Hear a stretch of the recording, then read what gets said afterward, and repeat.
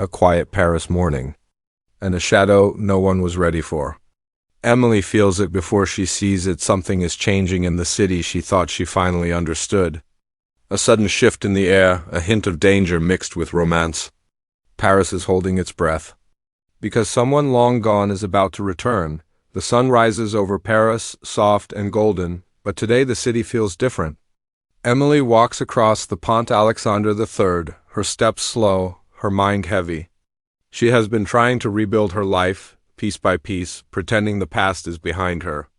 But the quiet of the morning feels tense, almost like the city itself is warning her that something is coming.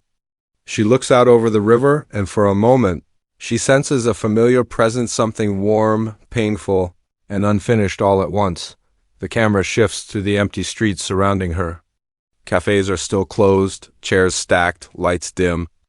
Yet there is a whisper in the silence, as if Paris remembers a story Emily has tried to forget. She clutches her phone, waiting for a message that never comes, trying to convince herself that everything is normal. But her eyes betray her. They search the corners, the reflections, the distant sounds, hoping not to see a ghost from her past. Yet fearing what it would mean if that ghost returned. As she continues walking, the narrator's voice dips lower.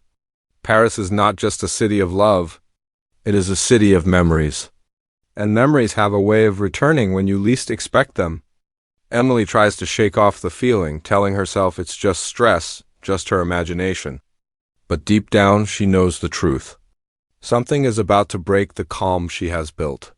Something or someone who walked away, without giving her the closure she needed. The scene ends with a single shot, a doorway in the distance, shadows moving behind the glass. Someone has come back to Paris, someone Emily believed she would never see again. The story begins before she even realizes it. And Paris is already watching. Paris finally feels steady again, or at least that's what Emily keeps telling herself. Her days are full, almost overflowing. Pitch meetings at Savoir, late-night brainstorming sessions, and weekend brunches with Mindy that always end in laughter. She has spent months trying to stitch her life into something that looks whole. And for a while, it works. She wakes up without dread. She smiles without forcing it. She even starts letting someone new into her heart, slowly and carefully, like a door opening inch by inch. But peace in Paris never lasts. It starts as something small. A quiet shift. A look exchanged between strangers. A whisper that passes through cafes faster than the morning news. Emily notices it first when she visits her favorite bakery. The owner, usually cheerful, freezes for a moment before handing her a croissant, almost as if he knows something she doesn't. Then it spreads odd reactions. Unfinished sentences, people lowering their voices when she enters the room. It feels like the whole city is keeping a secret from her. At Savoir, Sylvie watches Emily with the kind of calm that hides storms. She seems sharper than usual, her words clipped, her eyes guarded. During a meeting, she pauses, her gaze landing on Emily with a mix of warning and sympathy. Paris has a long memory, she finally says, her tone lighter than her expression. And some things, they come back when you least want them to. Emily laughs it off, pretending she understands nothing, but her chest tightens. Sylvie rarely speaks without purpose. That night, Emily walks home alone. The streets glow with warm lights, couples strolling past her, the smell of fresh rain in the air. Everything looks beautiful, but she feels unsettled. Her phone buzzes, only a work reminder, nothing more, but her hands shake slightly as she checks it. She can't explain why she feels watched, why every sound echoes louder than before, why her heart races at the thought of something she cannot name. Emily stops at the corner of Rue de Grenelle. The city is quiet, too quiet. She senses it again, that same weight in the air, the same familiar pull. Her new life, so carefully built, is cracking at the edges. Something from her past is walking back toward her, and Paris seems to know it long before she does. The interruption has begun. It happens on a night when Emily least expects it. Paris is glowing after a fresh rain, the streets shining like mirrors, reflecting the soft gold of the lamps. Emily steps out of a restaurant after a long meeting, exhausted but proud of herself. She finally feels like she is building something new, something that belongs only to her. She checks her phone, tucks a loose strand of hair behind her ear, and starts walking toward the metro. Everything feels calm, until it doesn't. A familiar sound stops her. Not a voice, not a word. Just the way footsteps echo behind her, steady, confident, almost haunting. Emily freezes. For a moment, she tells herself it's nothing. Paris is full of strangers. People walk at night all the time. She takes a breath and turns the corner, trying to shake off the strange fear pressing against her chest. Then she sees him, not fully at first. Just the outline of a man standing outside a dimly lit bistro. Shoulders she once knew by heart. A posture she could recognize anywhere. The kind of presence that pulls her world apart without even trying. He turns slowly and the light catches his face. Older, sharper, eyes filled with something heavy. And there is no doubt? It's Gabriel. Emily's breath catches. The street goes silent. Paris itself seems to pause. Months of healing collapse in an instant.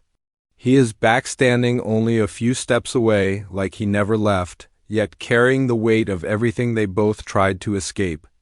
His expression is unreadable, a mix of regret and longing. He looks like a man who has traveled far but returned with more questions than answers. Emily wants to speak, but her voice disappears. She takes a step forward, then stops. She doesn't know whether she wants to run to him or run away. Gabriel moves first, walking toward her with slow, careful steps. Not a smile. Not a greeting. Just a deep, quiet look that holds every memory between them. Without warning, flashes of their past rush through her late-night meals in his kitchen. Stolen glances, heartbreak, hope, and the goodbye that shattered her. She thought she buried all of it. But standing here, facing him again, she realizes the truth. Some stories don't end just because you want them to. As they stand face to face, Paris breathes again. A car passes. A couple laughs in the distance. But for Emily and Gabriel, the world has narrowed to this one moment, this one impossible reunion. He finally breaks the silence, saying her name softly, almost afraid it might disappear, and just like that, the comeback becomes real. Gabriel is back.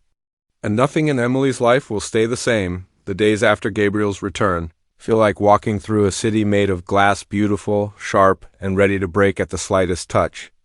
Emily tries to carry on as if nothing has changed, but Paris refuses to let her hide. Every cafe she passes, every street she walks, every familiar corner whispers a reminder. The past is no longer behind her. It's standing right in front of her, breathing the same Paris air. Pulling her into a storm she thought she'd escaped. At Savoir, her work becomes more complicated than ever. Campaign deadlines stack up, clients demand miracles, and Sylvie watches her with a knowing look, as if she can see the chaos brewing inside Emily. Even Mindy, normally the bright spot in every dark moment, notices the shift. "You don't look fine, Em," she says during a late-night talk. Emily forces a smile, insisting she can handle everything, but her eyes tell a different story. The truth is, she is torn between who she is becoming and who she used to be. Meanwhile, Paris begins to move faster, as if reacting to Emily's confusion. Rumors spread about a new chef making waves in the city. The chef is Gabriel, of course. His comeback is not quiet. It explodes through the culinary world, drawing attention, praise, and trouble. His name appears on magazine covers, on restaurant blogs, whispered in every kitchen. Emily pretends she doesn't care, but every headline feels like a message aimed directly at her heart. And then there's Camille. Her presence hangs in the background like a storm cloud waiting to break. Emily doesn't know what Gabriel told her, what promises were made or broken, or what paths might cross again. All she knows is that the triangle she tried to outrun is forming again, sharper and more dangerous than before. As the season's tension rises, Emily reaches a moment she can no longer avoid. She stands alone on a Paris rooftop, staring at the city lights below. Her heart is a battlefield, one side pulling her toward the future she has worked so hard to build, the other dragging her back to the love she never truly let go of. The wind blows around her, cold but alive, almost urging her to choose, but she can't, not yet. The scene closes with Emily whispering to herself, "Paris doesn't let you forget." The camera pulls back, the city stretching endlessly behind her, glowing with promise and danger. Gabriel's return has set everything in motion. Friendships, careers, and hearts are all at risk. Season 5 is no longer just a chapter. It's a storm, and Emily is standing right in the center of it.